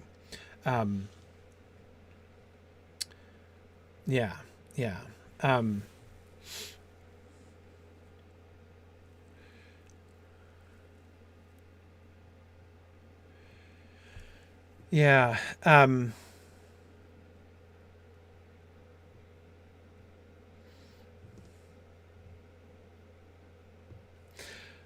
But all things considered, rather. Yeah, Michael Tobias is saying the fact that Frodo has encountered all of these, it's as though his story now sort of rhymes with the other great tales of destiny. Yeah, that it's even clearer to Elrond than it is to other people that Frodo's adventures on the way here were not just a random series of modern adventures, but that Frodo's tale is part of a great tale that extends back even longer than his own memory, because Tom Bombadil, who even knows? Yeah, exactly. As Fred Rock Paper says on Twitch, you're obviously part of the tale. You've mentioned the recurring characters. Yeah, exactly. And Athelas, you're right. Elrond is also relating to Frodo's tale. He is connecting with Frodo's tale. If nothing else, and this is kind of feeding on what we were saying before about him kind of vouching for Frodo's tale, even more than just saying, if it sounds weird, hey, no, he's right. I can, it's these things totally happen. Even beyond that, his tale and Frodo's tale are overlap. He's seeing himself as part of Frodo's story, or maybe the other way around, right? Seeing how clearly Frodo's own journey, Frodo's own adventure is a continuation, is an extension of the great tale that Elrond himself has been a part of for a really long time.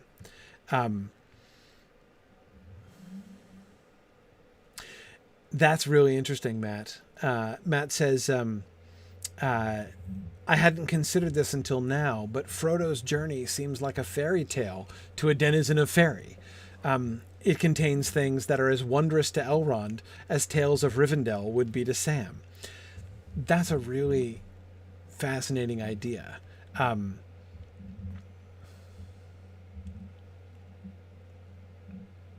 Yes. It's one that he can relate to. It's like a story that he himself once knew, right? I think that's really interesting. Yeah. Yeah. Um, yeah. Okay. But I should stop. It's getting late. And if anybody has any insights into Elrond's rambling, and I don't insist that it absolutely makes sense, if our only conclusion is that Elrond is in fact, like, if Gandalf is at least inwardly facepalming here and being like, thank you so much, Elrond, for, just undermining that really dramatic moment I just brought us to. It's maybe so. Like, that is very possible. It could well be that Tolkien meant it to be funny, as we were discussing, right, before. I know several of you were talking about Tolkien kind of perhaps making a joke about faculty meetings and really bad faculty meeting chairs. I think that it's very possible. But I'd be a little surprised if there were no other explanation. I still think, for instance, that Elrond could be doing something badly, but I still think he's doing something. I have a hard time buying that Elrond is simply like, thanks, Gandalf, that sounds like an excellent cue for me just to like maunder on about completely random things. Like, there's obviously nothing important for us to talk about, so I'm just going to give you my disconnected thoughts for a while. I have a really hard time thinking that that's what Elrond is setting out to do. That he ends up doing that, that he ends up doing what he's trying to do unskillfully, maybe. I could kind of buy that. But that he's not even thinking about what he's doing, I have a harder time buying. But anyway, okay. Let's but we should stop for now. We will we may come back and revisit this if people have other ideas, but we also have more rambling to get to, so we should probably push forward as well. Anyway, thanks everybody for joining me. We're gonna switch over to our field trip now, but thanks for everybody's contributions tonight. That was really excellent. Hey everyone. Good evening, Valori. How are you? I'm doing just fine. It's good to be here. But yeah, it is interesting to see whether this is a non sequitur, is this crafted or something like that. It's like all of a sudden he just went, I'll give you a topic. Right. Whoa! So my game. Yourselves. The Witch King of Angmar is neither a witch nor a king nor an Angmar. it's and right at this moment, right at this moment when Gandalf has just, set I things kind of wish up. I was in the movie, it's like, where's the ring, and here's us, and the music swells, and the lights come up, and then Elrond, squirrels. You ever eat a pine tree? Many parts of the tree are edible. Right. It's and I know some people were saying where Mad Violinist was saying perhaps we're not seeing the forest for the squirrels. I know he only talks about squirrels as a way to express how large the forest used to be, but that sentiment itself is a huge non sequitur as well. We're getting all folksy all of a sudden. Yeah, exactly. Alas and alack. Now we're talking about squirrels. Yeah, exactly. But it almost sounded like he was geeking out. Right. Yeah. Like he was excited that they met Tom Bombadil. It's just like, I went back and I couldn't find him. Right. Okay, so we're headed to Blomgard, right? Blomgard. Back to Blomgard, and then back to Rhosgobel to check out. We found Radagast's house, but we can return to it and actually look at his dwelling, in fact.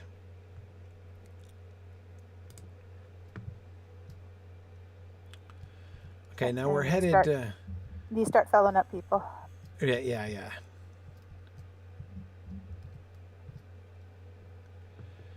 Okay. Anyway, yeah. No, it's really a fascinating moment.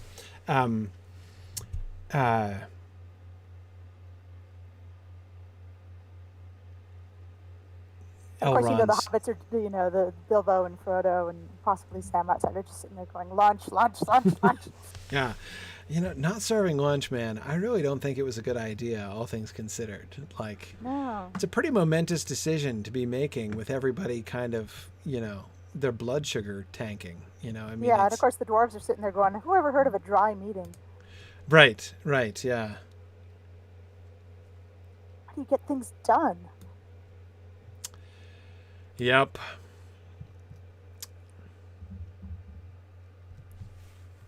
I think we're all set. Okay, we're ready? If I missed you, send me an IM. I will take care of that. Head where we're going. Okay, so let's see. Are we headed in the right direction? Vaguely.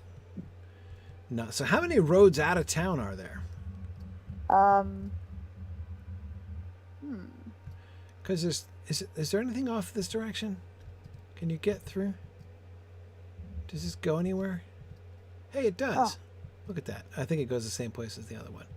Yeah, Okay. yeah. But this is the way, this is the way to the spider folks, right? So we wanted to bear north and hit the...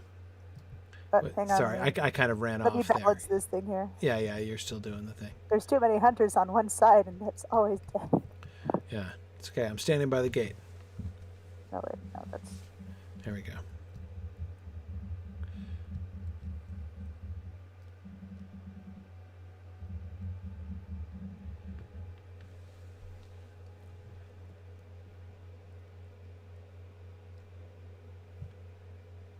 Okay, we ready? Yeah, I think so. All right.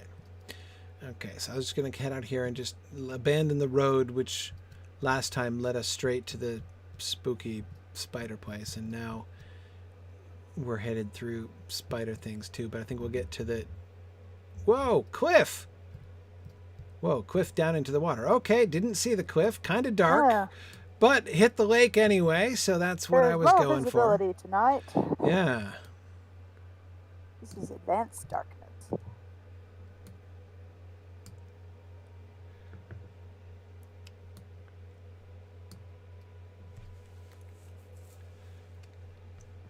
Okay.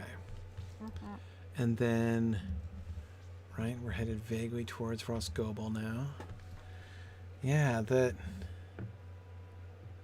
is it cloudy or something? It seems a little darker than usual. No, it's not cloudy. There's just no moon or something. Yeah. Yeah. Sorry, I'm all discombobulated. Where's my... Okay. Got a Direction new am I headed? keyboard. I'm trying to remember where all my Yeah. quick keys are. It doesn't have a Okay. number pad, so I'm just going there. There What? we go. All right, yeah. Now I see Rhosgobel through the trees here. Or at least I briefly did before the trees drew themselves in. Oh, they got those kind of trees here, huh? Yeah.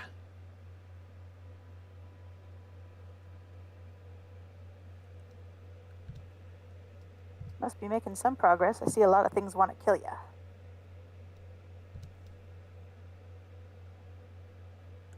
Okay. So I'm still kind of surprised. I have to admit, I am surprised to find elvish ruins at Rhosgobel. And I'm trying to analyze why I am surprised by that. And I don't think... I mean, it's not the influence of the film, because I definitely, when I saw how they did Rhosgobel in the film, I was definitely, like, thinking that that was, like, kind of meeting my expectations of Rhosgobel, certainly not setting them. How do we get up there? Are we still on the southern side? It's up on this cliff here on the left-hand side of us, right? Yep. Got to find the approach. There's so many flowers, I can't even...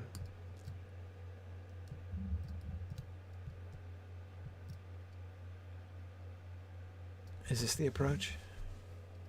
That's... I think we're still headed in the general...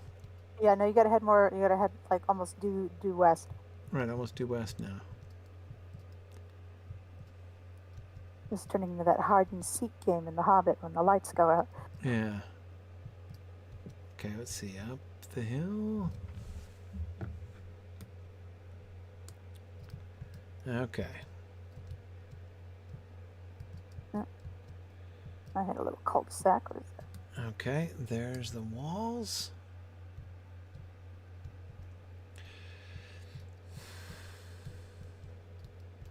There we go. Okay. Right. Yeah, so, I mean, it does look like an elvish party house, as we were saying before, so. Mm-hmm. Oh, and which character are you on tonight, Phil? Are Linus. you Linus? Okay. Yep. Yeah, so JJ, you should send Linus an IM for... Minus 2 S's. Linus with 2, that's it. Okay. So, okay, so why am I surprised? I wouldn't go so far as to say disquieted, but I am surprised. I think that the reasons I'm surprised, as I've been reflecting on this over the last 2 weeks. First, I did always imagine Radagast sounded like somebody who was living in isolation, right? Somebody who was just on his own. Yes. And so, now, of course, living on your own in a ruin, you're not any less alone, right? So it's not like it impinges upon his solitary state to live in a ruin. And yet there's something a little bit less solitary about it, like you're rooting yourself in some other, people's tradition, essentially. So you're not kind of standing on your own legs, on your own ground, if you see what I mean. It's a bit court. He doesn't strike me as a courtly fellow to hold court and be master. Well, that's another thing that's bothering me about it, is that it's very fancy, right? It's very, it's like you come through these huge stone arches and stuff, and that doesn't feel like nearly as rustic as I would have. Now, again, like the wild has reclaimed this hilltop, right? So it's not like, in living here, it's not like he's not living in the wild. It's not like he's, it's not like he's got a downtown apartment or something like that. Yeah. And yet I can't shake a little bit of that feeling. It feels like we're going and finding Radagast's home in the inner city. It's not exactly the inner city, but it almost feels like that, if you know what I mean. That's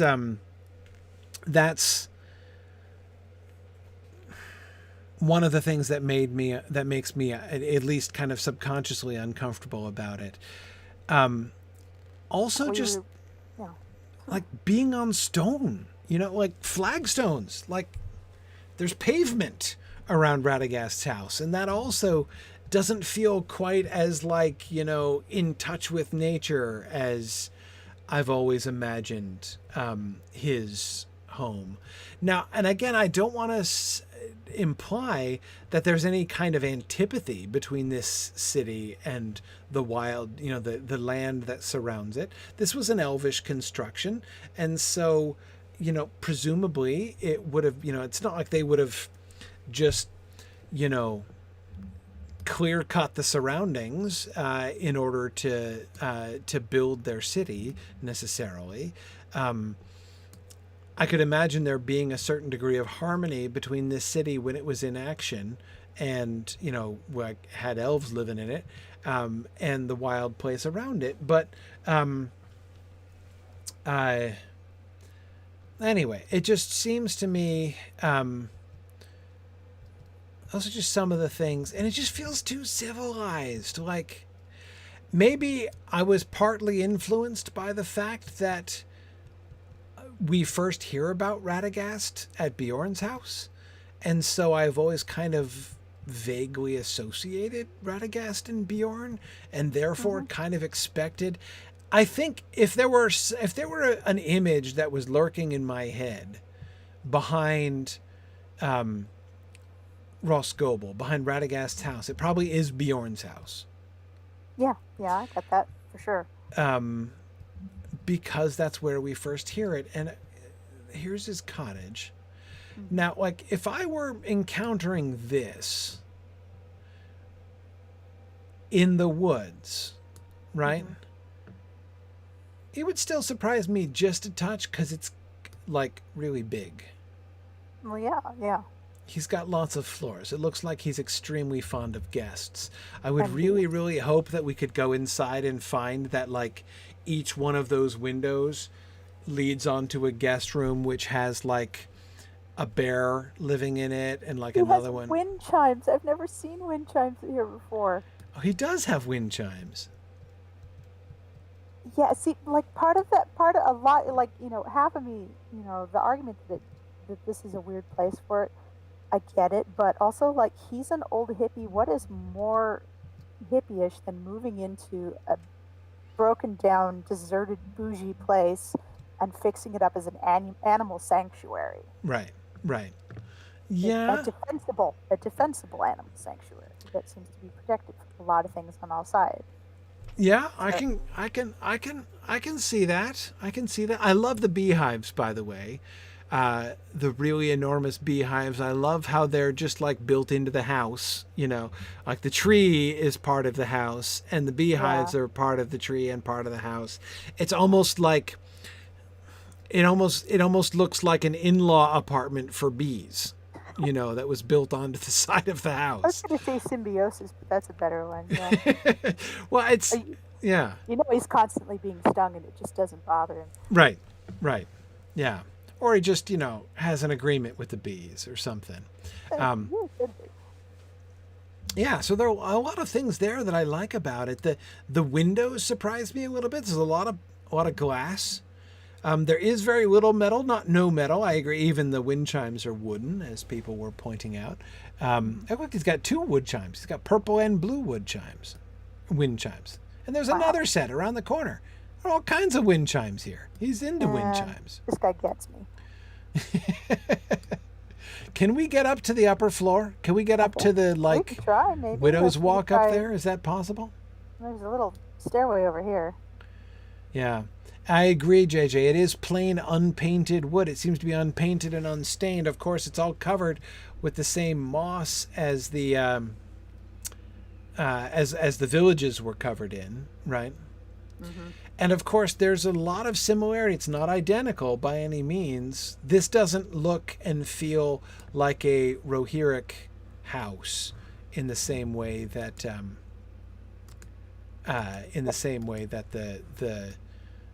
other places do. Like Blomgard and others. Yeah, it's very much its own thing, which is Yeah. fun to see. Yeah. Yeah, wouldn't have. I love look at the ferns, random ferns growing in the window boxes. In the shadiest places, I'm sure. Yeah. Yeah. Yeah, I think I see some creepers sort of eating parts of this house too. Mm-hmm. That's like the greenbrier we got out here. It's nasty stuff. It just Do we its own thing. do we think he made the house? He built it? Probably. Probably.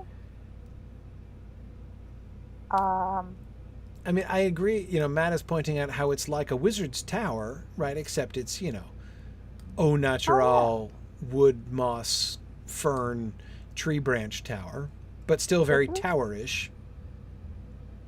They do like the high places, don't they? Yeah. Yeah.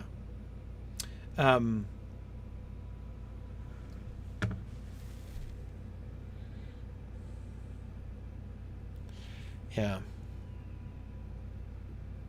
Want to click those stairs? Yeah. Wait, is there a command I can point to get rid of my pet again? I just got it for the journey, but... Side click on the portrait and dismiss. Oh, yeah, no, I mean without right-clicking. Yeah. Oh my. Yeah, that's my problem. Okay, never mind. You can click on his little button on your dash. Can I? Dang. Let me try. No, can't. Nope. That's okay. I'll live with him.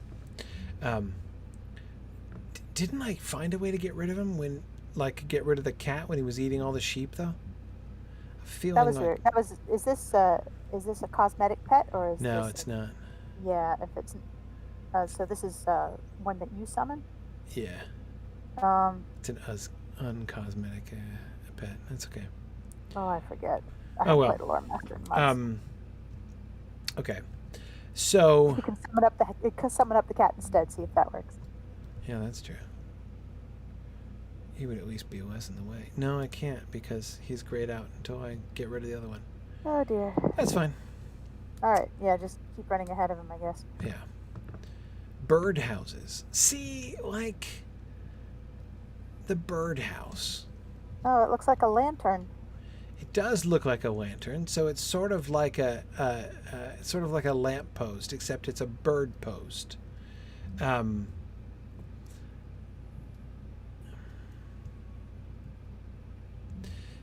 I guess I can see Radagast making a birdhouse. It's not that I can't see him living with birds, obviously. I don't object to that.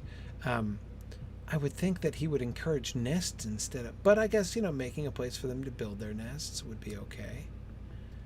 And I think because there are also predators that he takes care of, having designated places that are bird only probably helps. Right. Little mini bird sanctuaries over there. So there's no way up over here, is there now?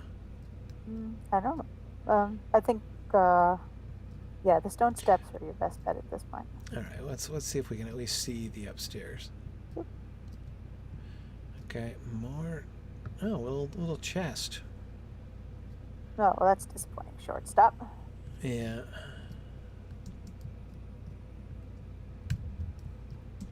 Can we get up on the roof? No, I can't get on the roof. Oh well. Seemed strange. Like the top of the tower looks like you can see the railing and stuff up there, like the sort of widow's walk part I was pointing to. Yeah. It looks strangely inviting, like we should be able to get up there. And really detailed, like all of the different birds and animals up there. Yeah.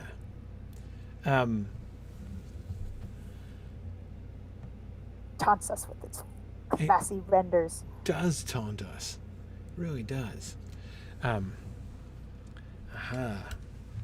Standing Stone is going to be doing a talk with the world builder who probably built the structure tomorrow on the official channel. I'm going to ask him about this. Yeah, ask him about this. Ask him if we can get up there.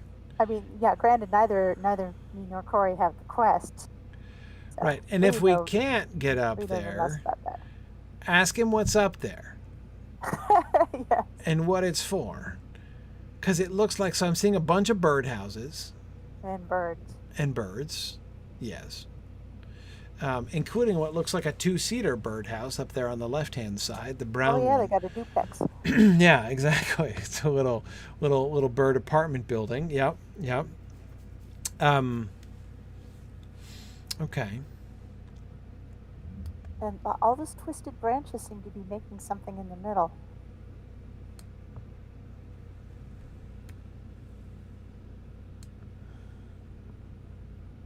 Intriguing. Oh, you mean up there on top of the landing? Yeah, at the very top, you can see all these little branches sort of put together, almost like a tip of a round roof, like in the middle of a round roof or something. Right. Except there's no roof on it. Right. Almost like a dome there. Yeah. Interesting. Okay.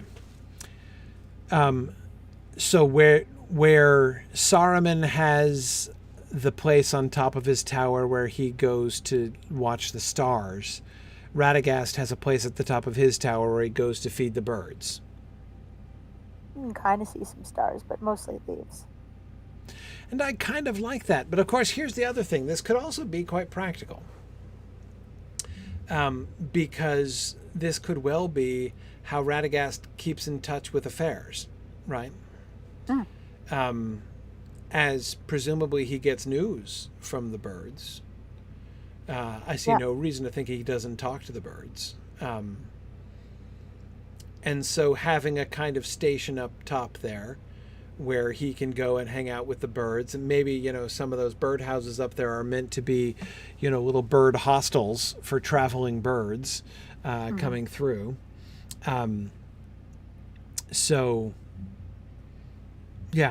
So there would seem to be a function there for his little bird station up on top.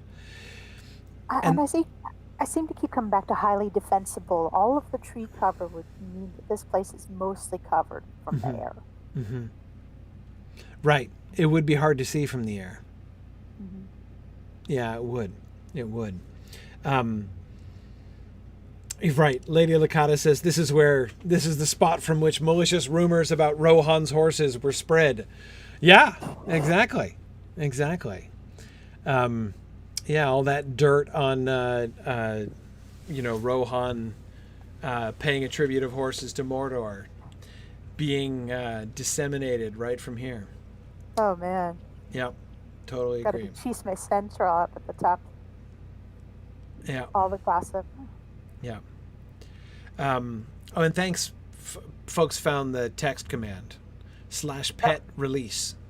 /pet release. Wow, okay. Good to know. /pet space release. There we go. Put that on a post-it. Yeah, exactly. Yeah, no, that's good. So here's the other thing that I'm thinking about, the tower-like nature of it, right? And therefore, it's definitely making me think of the parallel to Orthanc. But think about that parallel, right? Saruman has established the center of his power in a tower which is a Gondorian tower, right? A tower which is, he's basically established his home in the center of his power in the middle of an old structure which used to belong to somebody else, right? Mm-hmm. Radagast is doing the same thing, except at least he's constructed his own edifice, right? This is clearly not part of the original ruin. Yeah.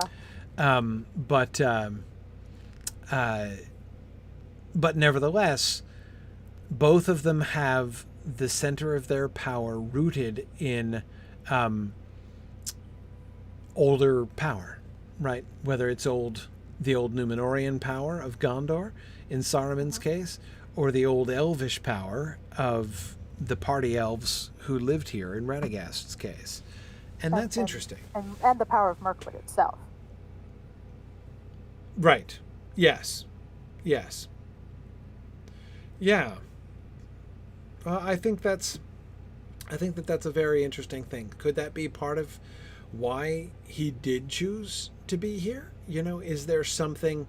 I mean, I can't help but thinking in a Mirkwood context, of how Bilbo and the 12 dwarves find an old elf camp, right? Where elves, one of the places where the elves come, and the spiders don't dare come there because it's familiar to the elves. Is there something about a ruin like this that would be,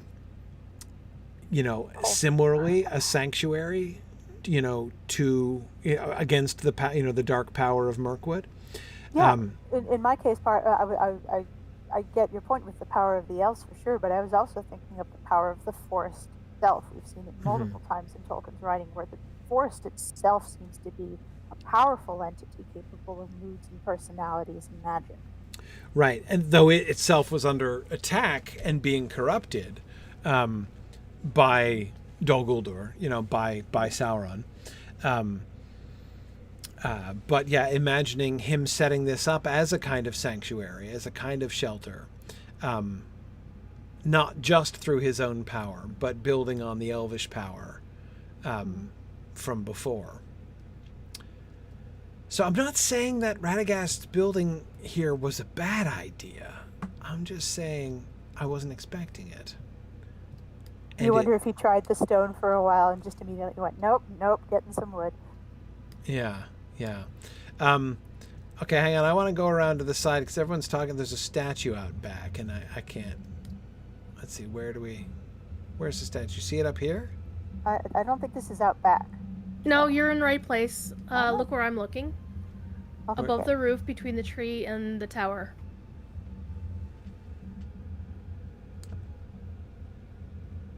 Twixt tree and... Oh, yep. I see a little face. I don't. I see a tower. I don't see the... Maybe if you stand where I'm standing. Stand between me and... Oh, wait. Yep. Okay, hang on. I'm over if you need me. Is that a head? Oh, hang on.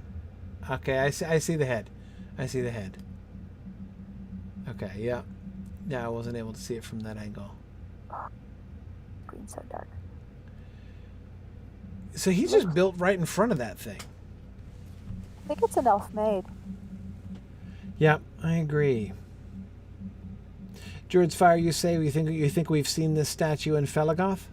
Well, I have seen it in Felagoth, yes. Yeah. Okay. Right, we haven't explored Felagoth yet here.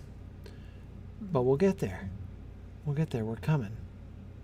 But that itself is interesting, by the way, as it would suggest a connection, which I was not necessarily assuming, between the elves who made this party house and the elves of Mirkwood.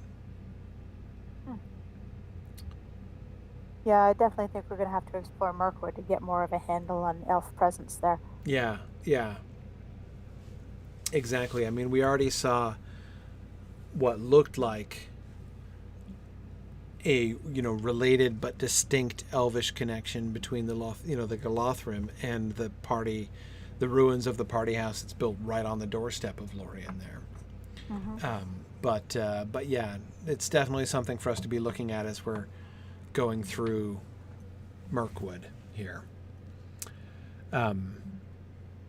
Yes, there's definitely connection to stuff in Mirkwood. Lots of it.